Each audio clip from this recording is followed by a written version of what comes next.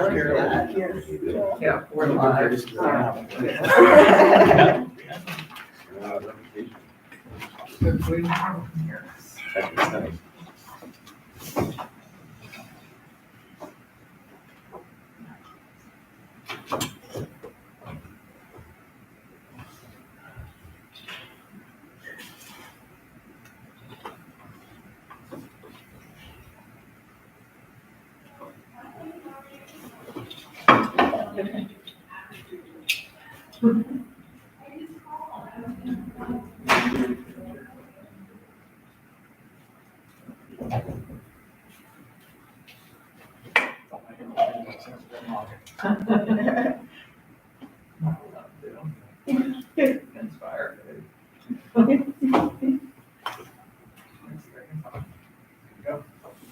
All meeting orders will be the January 2022 work session of the Mayor and Council of the City of Foxborough. Roll call. Commissioner Donnie Carter. Here. Commissioner Nina Forsythe. Here. Commissioner Kevin Grove. Here. Commissioner Adam Ritchie. Here. And Mayor Robert Flanagan. Thank you. The first item before you this afternoon is two zoning ordinance amendments. LJ discussed this with you a couple of months ago. She has worked with the Historic District Commission and Planning Commission to bring these before you, and they have been reviewed by Michael Cowan. Edited, whatever you want to call it, by Michael Cowan, so.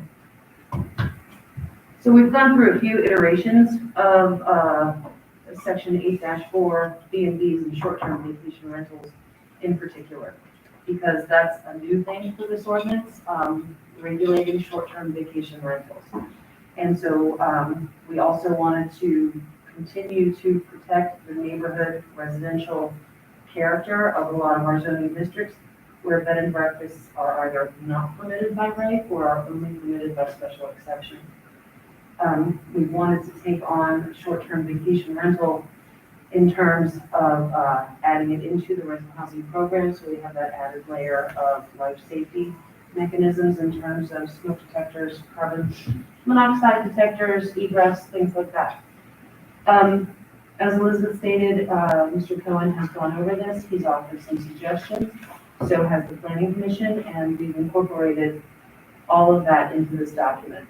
Bethany and I have also spent a lot of time attending webinars, keeping up on the latest articles, and looking at how other municipalities and counties across the state tackle this issue.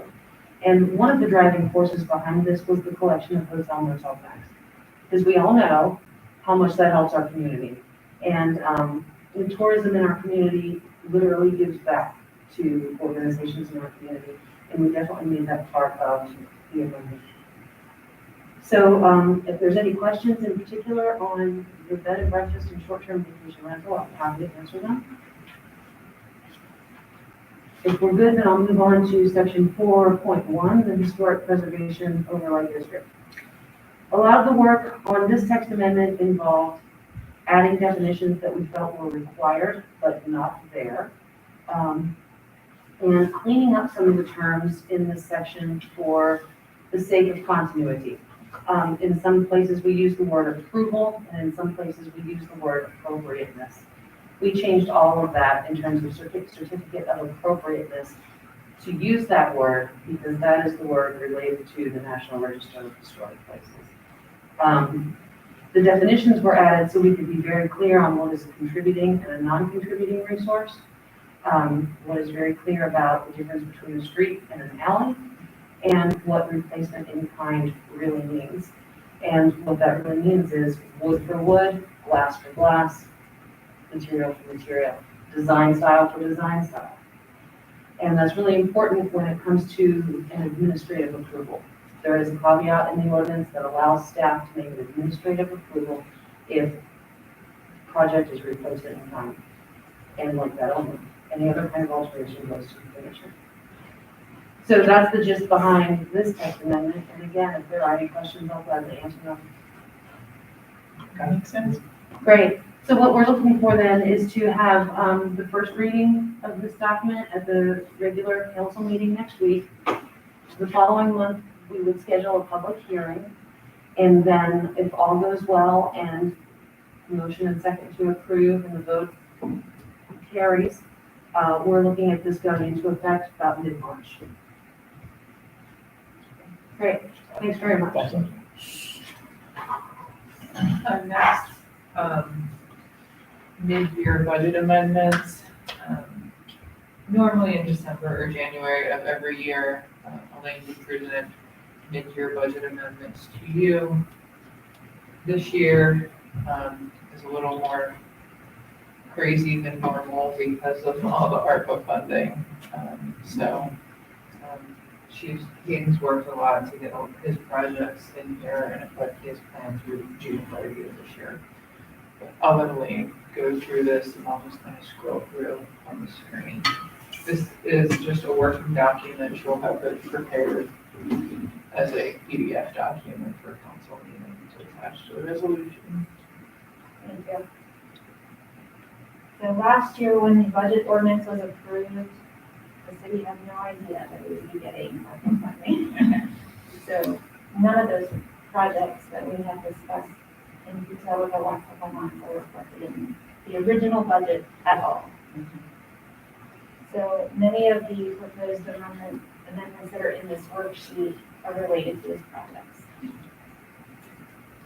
Although the projects in total have a certain dollar amount, this budget amendment only reflects a portion of the expenses that we expect to be incurred by June 30.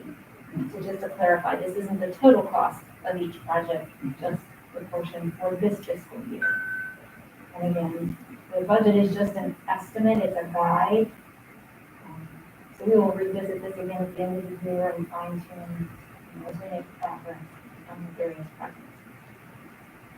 Other line items that are included as budget amendments are items that are unrelated to ARPA, but are just general changes that have come to our attention. And I'll highlight a few of those as we just kind of scroll through. First of all, you'll see an increase in the public utility tax revenue, and that's purely driven by certified assessments. This year in particular, we saw a significant increase in the assessment of Columbia Gas. There's also been other minor increases, but that's why we're confident that we can increase that funding by $60,000. Similarly, with admissions and amusement tax, that had gone to almost nothing in the last few years. Once the movie theater went out of business, there was no other significant source of admissions and amusement tax in the city limits. With the Trucks and Yaks business coming down, that's a great new revenue source. So that's why we are proposing a budget amendment there. Year-to-date revenue already at $10,000. So hopefully, as the normal weather returns, we'll continue to contribute in that way to the city. Other line items, we had pulled down our budget estimates last year, for instance, for parking meters, fines and forfeitures, but we're seeing revenue trends that are tracking higher, more consistent with a few years ago, as well we're increasing these line items. If you look at account 4056, community development grant revenue, in the original budget, the $75,000 was related to the grant for 59 East Main Street. We have since been awarded that MEA microgrid grant, the $85,000. So that's included with as a revenue, and you'll see the same amount as an expense in the community development budget. So that's a net zero, but you'll see it in this section. Just so we continue down. The other significant item in the corporate fund that shows up right now as miscellaneous revenue is a $110,000 budget amendment.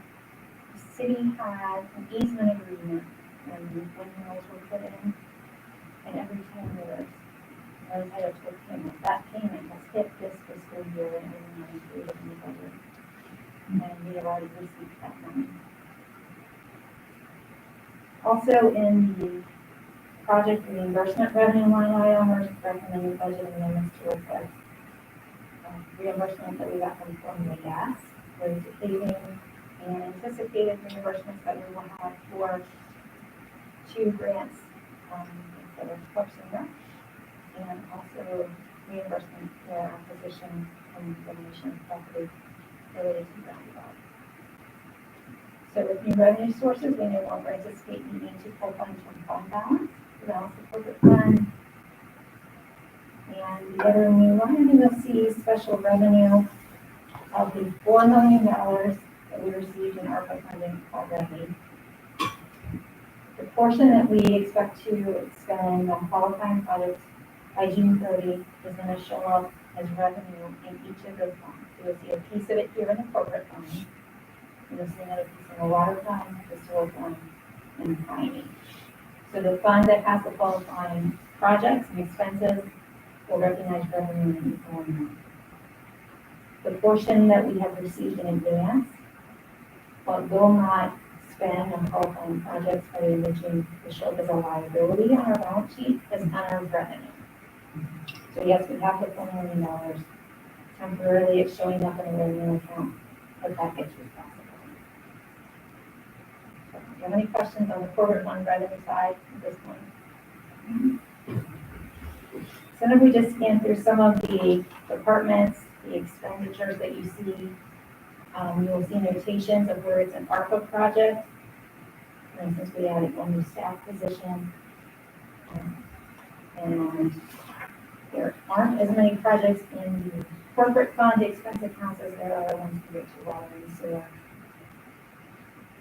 So if we go down and look at capital outlay and the administrative budget, I can't see you. That's where you'll see the matching amount that is reflected as a revenue source from the county for that property acquisition.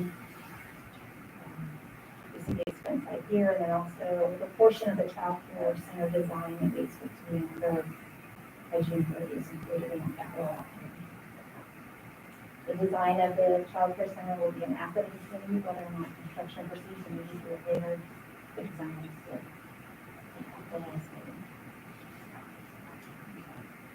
Just going to go through now. As I mentioned, the community development budget, you see the $85,000 for the Mayfield Road grant as we matched with the revenue source. And with code enforcement, the iWork software that's going in the process of implementation. It was an ARPA project. And then there were no significant changes within public works or public safety budgets. Also in the street department, when you look at that budget, we see the back truck, which is an ARPA project. And then we also have some changes for over here to the dump truck, which are back in this budget amendment. Let me jump ahead now into the water fund, because of the water fund revenue, you'll see $439,000. That's the portion of the ARPA money that we expect to use for water fund projects by June 30. Hold on a second. Sorry, I got lost. I got it. Sorry. Okay. So the biggest portion of the ARPA money that's budgeted to be used by June 30 in the water fund is related to the water treatment plant. There's projects there. And then there's also the significant investment in upgrading our meter reading technology and the meters.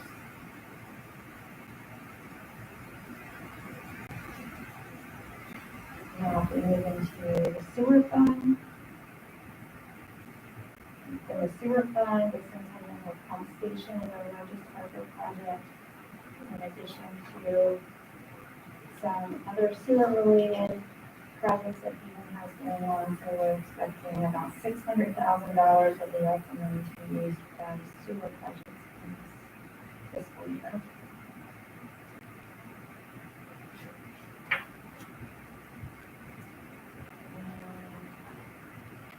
The last one that you see, well, this community surcharge fund. And these are more smaller projects that kind of doing, they're estimated at $50,000 by June 30. So again, this was just a staff worksheet where we had multiple people coordinating to put this together for discussion purposes for this meeting. Before the council meeting next week, we were trying to have a regulatory resolution from that. That one for, the Town Dam upgrades, that's also coming out of ARPA funding? Yes.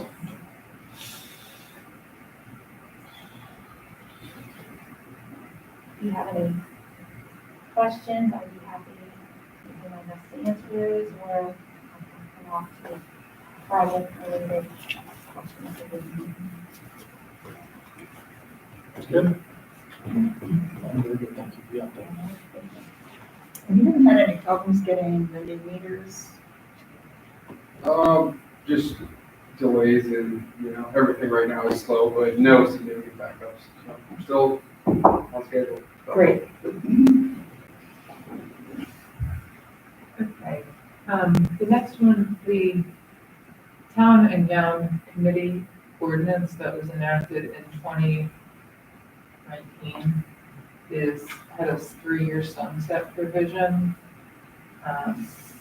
The mayor and Chief Costello served on that, as well as the president of the university, Jeff Graham, with the Community Coalition, and a representative from the SGA. At the last meeting that we held in November, all parties were in agreement that the twice-a-year meetings were worthwhile and should continue. So this would remove the sunset provision. It also gets rid of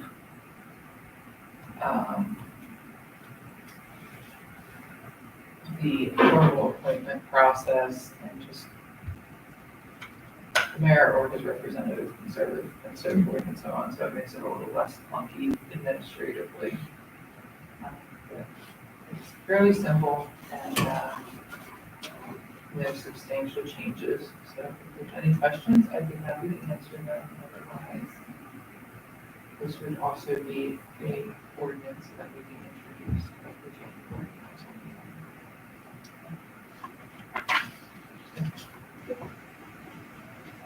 The next one I have on there is a property acquisition. So a couple months ago, during closed session, we discussed the acquisition of 2 different properties. I did convey to you via email that both offers were accepted. The offer for the property that was looked at for the future water system expansion has some estate issues that need to be cleaned up before we can enter into a contract with them. However, the property on Bowery Street that is needed for the construction of the roundabout, that contract has been drafted. The owner of the property has that contract. She would accept the appraised value offer. The county is in agreement, not formally, but verbally, to reimburse the purchase price of the property and about $12,000 to ask for demolition assistance, and they agreed to that. So, I would expect that that would potentially be approved at the county commissioners meeting at the end of January, or if not, then at the next one that they have in February. So, the full details of the contract would be available at the council for you to sign, and it will already be signed by the owner then. So, if there's any questions, I'd be happy to answer them. Otherwise, I recommend that that's a resolution that is in the contract.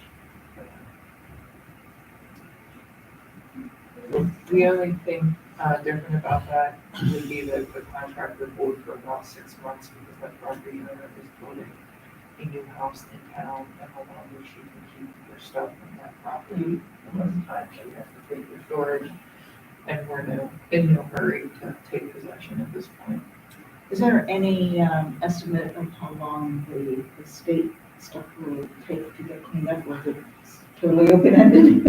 Well, one of the owners just passed away the other day, so. Oh. So it's more complicated now, because he has 7 children, I believe. So unfortunately, it's more complicated now for the family. Okay, thank you. Okay, the big news.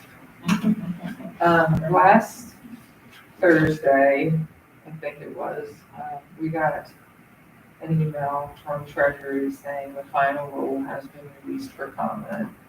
And Elaine got to reading it before I did, and Lydia, but the common reaction was, because it was very good news for the city of our size.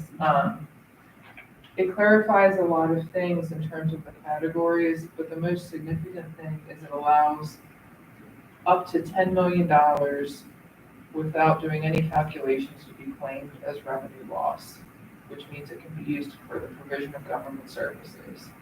So anything we normally do, we can do with the ARPA money now. Wow. So it's like a complete game changer. Yeah. So I have a few notes to share with you in terms of just kind of where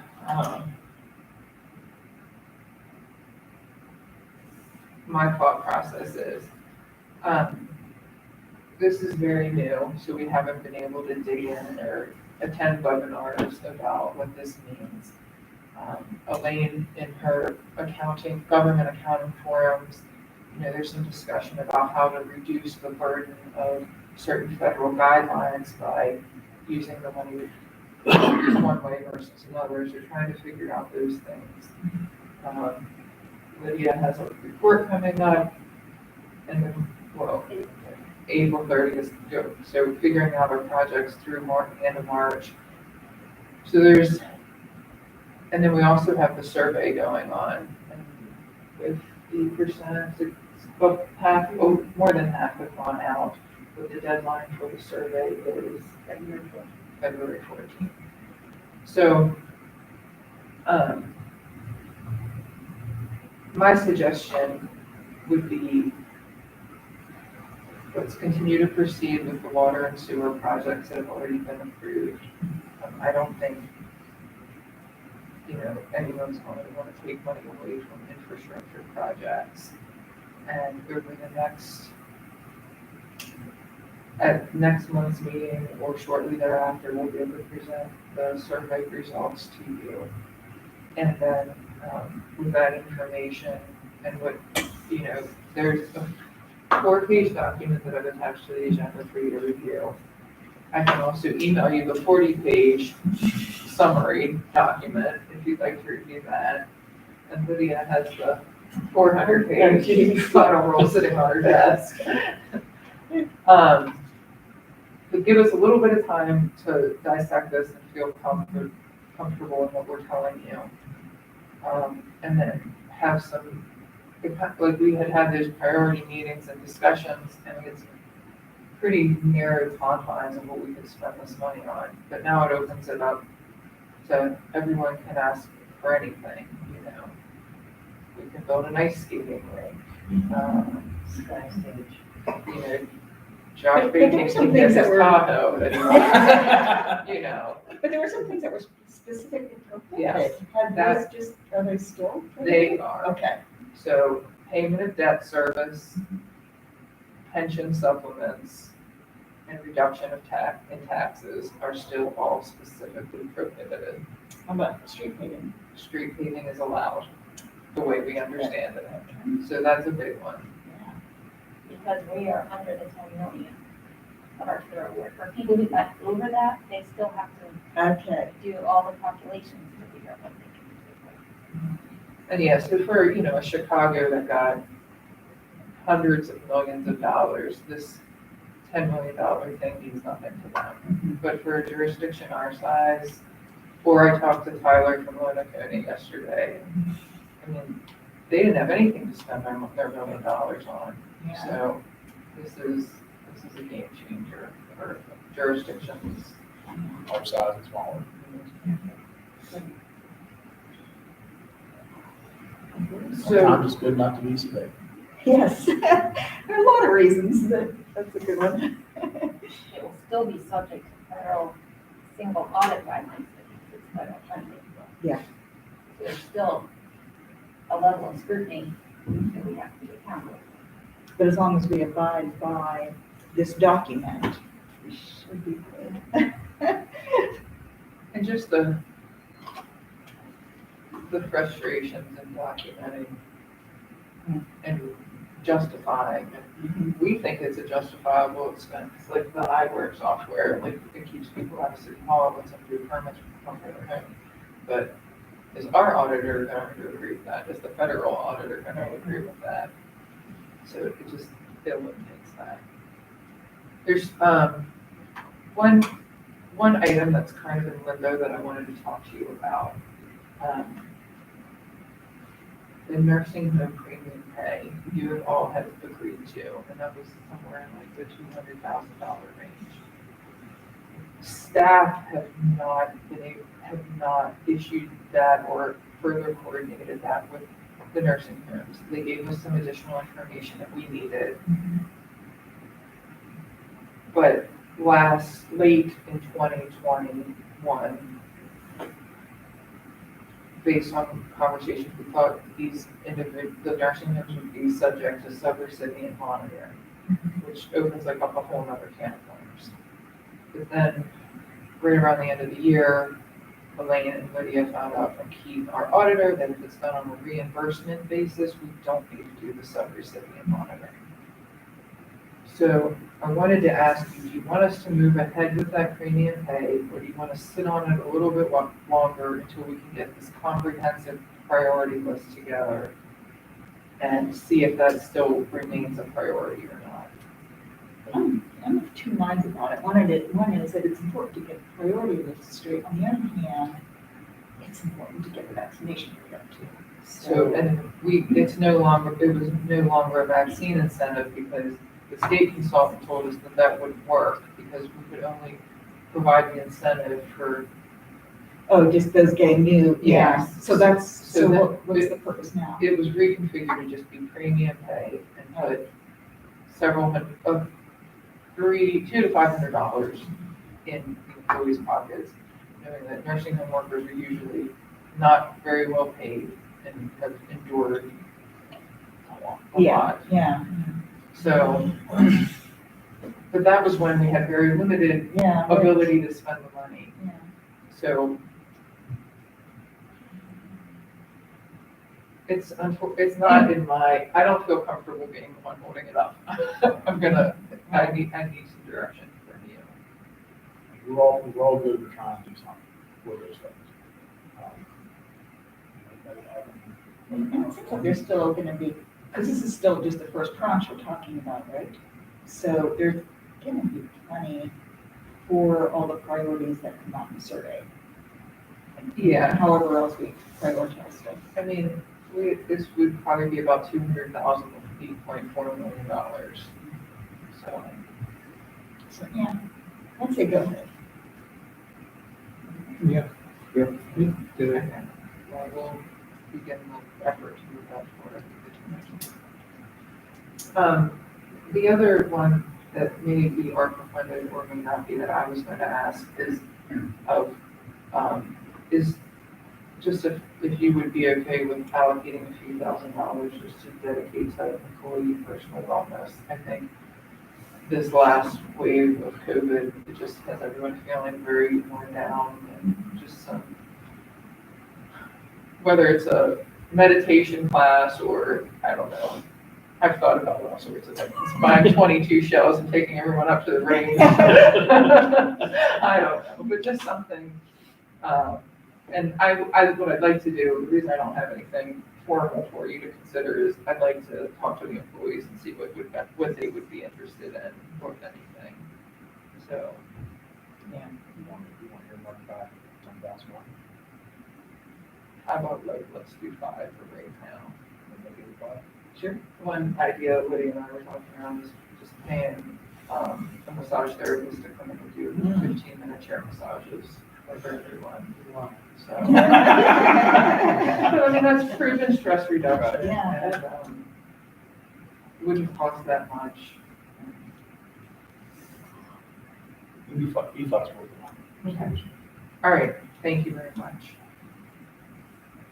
The next one we have on here is the CSO project-based update. Last month at work session, we discussed the funding we received for 10B and that offer being a loan with 50% forgiveness.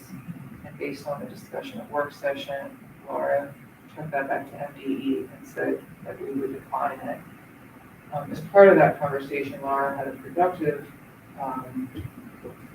chat with one of the finance people that said there was a reason, and there's a reason 5-6 years ago when we were doing grant applications that we had to check grant or loan. And I think that's because the Bay Restoration Fund money wasn't going towards CSO projects. So we were competing for a very small amount of grant funding, but now it's it's like 10 times more. It went from 5 million to 40, 60, 80 million, whatever it is each year. So Laura was advised going forward, just check the grant only option on the application. So we'll do that. She's working on that now. So the plan is to present 10B again. And I think from what Laura told me, Grace has advised that estimated construction cost has gone up pretty significantly. What's the number now? Well, before it was around 3.2 million, so we're thinking ballpark 3.6 to 4 million for that 10B case.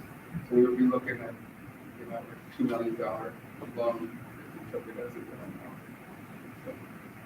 So there's more, but there's good news.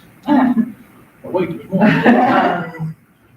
So the Bay Restoration funds are still there. They're told to apply for grant only. And the way that works is they rank the projects and get on the MDE's intended use plan.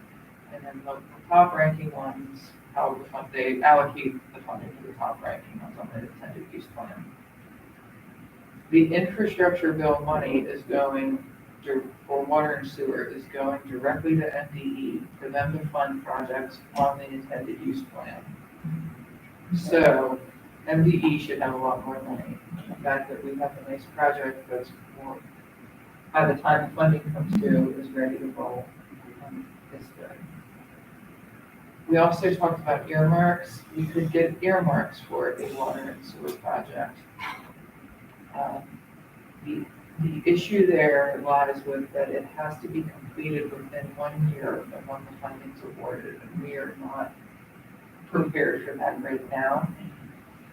But if we made the investment in the 10C design and asked for an earmark in 2 years or something, if we weren't having luck with MDE, and just were really prepared to hit the ground running, that would be an option. You can lock it in 2 years ahead of time? No, but just hope for the best. Okay. Like if we had design ready to go. So, Are we presenting 10B in Yes. Zoom? Okay. and that's it. Just 10B? Yeah, just rehashing it basically. Trying to go over a full grant as opposed to grant one. All right, sounds good, yeah. So our 30 minutes will probably take about 3 minutes, but no. Laura and Peyton are working on PowerPoint, updating the tables that we always present, updating the project budget, and so forth, so. We will do that.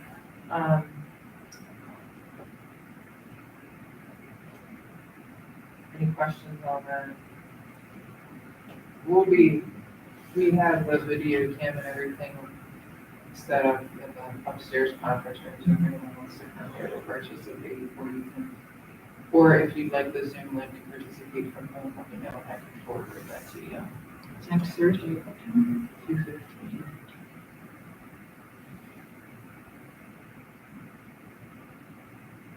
So we've talked budget amendments, ARPA money, and now we're talking about next year's budget. So, February work session will be the presentation of draft budgets from your departments. So to all the commissioners, please make sure that they're meeting with their department heads by or before February 4th. That's that to be the deadline that people submit their requests to Elaine.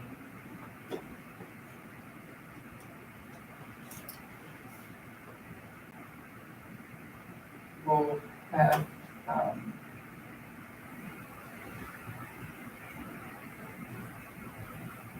an overview of our current tax and utility rates. If there's any discussion on that in February, that will happen. And then at your council meeting, we'll do hotel tax. I think the past 2 years, we've just asked for them and haven't done the parade. Are you okay with just asking for them and not requiring them to come here? That seems to work well, if that's okay with you. Okay. So, and then, the rest of the schedule just goes on as it normally does, with the final budget being adopted in May. But tonight,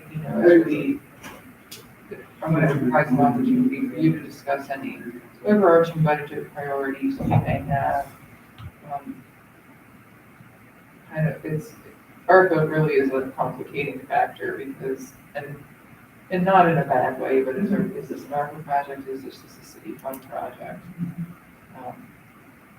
You're in a pretty good place right now with your general fund. So I don't think it's going to be a tough year in the sense of figuring out how to pay for things. It's just what your priorities are, which you do have. So if there's anything you'd like to share now, with the opportunity for that. I have something I'd like to bring up. At the last meeting, the auditor said that we had a pretty good surplus money. And I was wondering if we could think about maybe reinstating some of the truck fund money to the fire department, since we do show that we have some money left. I think the reasoning behind that was we didn't know where the money was last year. That maybe Elaine could look in to see if we could reinstate at least a portion of that money into the truck fund.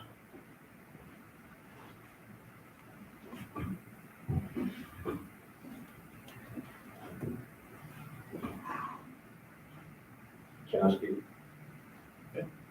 So, yes, we would like to see that. The 1 penny off property tax that we got on a handshake and Commissioner Clark asked about months ago, and I was here with Gary, we'd like to see that reinstated. We get it, COVID, but right now, I think, Elaine, I'm sure you know, that we missed 7 quarterly payments totaling about $61,000.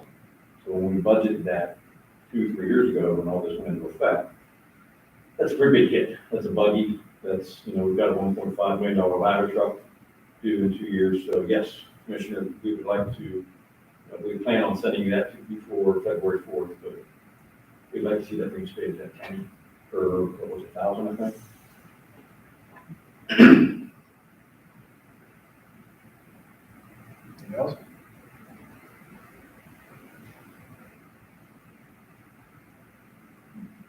I know salary increases is a priority of Commissioner Ritchie's and everyone's. We have the minimum wage law of 15 coming up. In terms of regular staff, seasonal's a little tougher, but in terms of regular staff, we've made good progress. We're not quite there yet, but I think we've got if that's continued. I think we'll be able to do something decent this year in terms of that. Have you talked at all with Brian about skating rink being a possibility now that? Yeah. Maureen Truck and Wash Place got a 80 by 160-foot rink donated to us. It's sitting on our back patio there. All it needs is a liner. Really? It's a portable thing. You can set it up as big or as little as you want. It's sitting over there, yeah. Wow. All it is like plastic walls that are like this tall. You put it up, put the liner in, pour some water in it.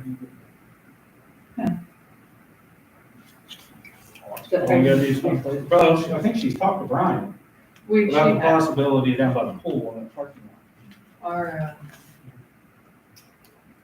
I get, her son was in a class at Bishop Walsh, And the robotics thing, yeah. something, and they did a competition of like community projects, and the skating rink was one that rose to the top, and Community Trust Foundation was somehow involved in it as well. And Brian and I met with Maureen and the students, and we're attempting to move forward, and then March of 2020 hit, and that's kind of where everything stalled. So We I actually put in for funding for that from one of the two funding sources, I can't remember what usually, I have to get funding from, and because it wasn't a permanent thing, because it was gonna be like the volleyball field and then the skating rink in the winter, we were not able to get funding for it from that, from community, community projects. yeah, either that or the ARPA one. But if we don't need their funding for it, then we can just do it. And I'm not sure what kind of liner you need. Like, I know we bought a liner for the greenhouse. You know, you can get them anywhere from 3 mils to 10 mils or whatever. It was $600 for something like that. I mean, we're not talking a lot of money for a liner, I don't think. Because it's just plastic, you know, just regular plastic. Brian's out this week, but does he know that this was done? I didn't know. I'm pretty sure she's talking to him about it. Okay, all right. I don't know what areas with one maybe yours. This is something that came up, a couple of years ago, I think it was, I don't think it was last year, I think it was the year before, when there were some students who live in off-campus housing that wanted to compost, but were not allowed to by their landlords, which is understandable. And one of the things that we were talking about at Green Team was possibly setting up a compost site at the Edible Arboretum, develop some sort of system for gathering up anybody who wants to compost there. So just, you know, setting that all up, that might be a nice funding project. Along those lines, though, too, over at the Foster Care site, they started dumping the stuff from the city back For over the- there again. The yard waste. And I don't know anything about composting, but if anybody does and wants to go over, there's that site to do stuff. It might be well worth getting Corey or somebody to oversee that, because it has to be done properly in order for it to actually turn into dirt and not be a source of methane. Yeah. So, yeah, that would be great. One of the things that Adam and I talked about were, in relation to what to do with food waste and stuff like that, we decided composting rather than some sort of biogas project, because that just seemed way too big for a community our size. So if we can get that going, I mean, that would also reduce stuff going to the landfill. And we don't have to go too far, you know, to get it. Yeah, Be a good way to start planning for the future anyways, the landfill closes in a couple of years. exactly. I mean, that was one of the reasons some of these ideas were percolating up.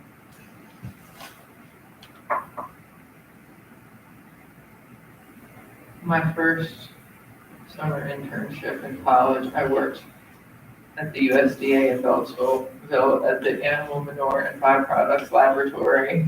And my job was to walk up and down all of the rows of cow manure compost and stick a probe in it to make sure it was doing what it was supposed to be doing. So, I did that very early in the morning. Not in the heat of the day. No. But they had one of the big fancy windrow machines and it was interesting. I know a lot of money's gonna, you know, from ARPA is probably gonna be going towards paving, but I would like to see the paving budget well, or this year. I've talked to him about it already. Three of us are gonna meet tomorrow, and kind of going, we've all kind of got our requests that we've started, so. And it's something that residents are very interested Oh, I know they are. I would hear it all the time. I know. If Maryland Municipal League, can ever achieve their goal of restoring highway user revenue to what it was, that would help for sure. But that's, once again, a major legislative priority. Which we're gonna go into 24. Because we got reinstated, but at 24, it sunsets if there's, Oh, so we're gonna have to probably do it. and it never went up to the previous. Never got back to the level it was. I think 60% on it. I didn't realize it was a sunset. The MML is working towards getting that sunset taken away. So hopefully that will work out for us. Maybe start adding back to it.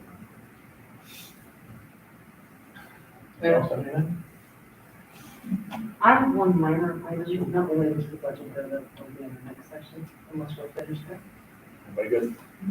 I don't know. I just have a quick letter regarding Sustainable Maryland and our green team that I'd like to ask you, the mayor, and Commissioner Forsyth and Commissioner Grove, as members of the green team, to sign off on. But this letter is in support of legislation that's going to the next session to fund Sustainable Maryland. They've been trying to do that ever since the inception of the program. And the last time you guys signed off on a letter like this was in February of 2020. And then the whole thing got pulled back. And so this is just an overview of a lot of the successes we've achieved as members and the certified city within Sustainable Maryland. And we've already been in touch with Mike Cunningham about signing the mayor's letter as well. So thank you for that, and that helps immensely. And if you guys don't mind signing that, I've got the letter prepared, and I thought since we were all here together today, that was really good. Yeah. Thank you. I do have one pressing question. Tuesday or Thursday next week? Oh, yeah. I think it's all, it's from you all, you got to us, it's Okay. Bonnie says Tuesday. Yeah, I'm fine leaving it too. Okay. Thank you. I will get everything together and be ready to go on Tuesday. Monday is Martin Luther King Jr. holiday, so I will make sure it's out before then. Thank you very much. Yeah. Anything else? really good. Adjourn. Thank you. That's like,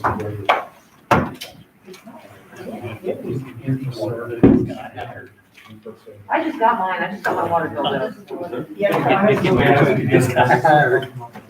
Thank you for bringing that up. We'll get the letter, a formal letter, send it to you before It the was just trying to ask questions about Hopefully that how comes to back spend the other money. Oh, like I said, we gotta have a year, maybe this year, reinstate half of it, and then next year get it into the budget.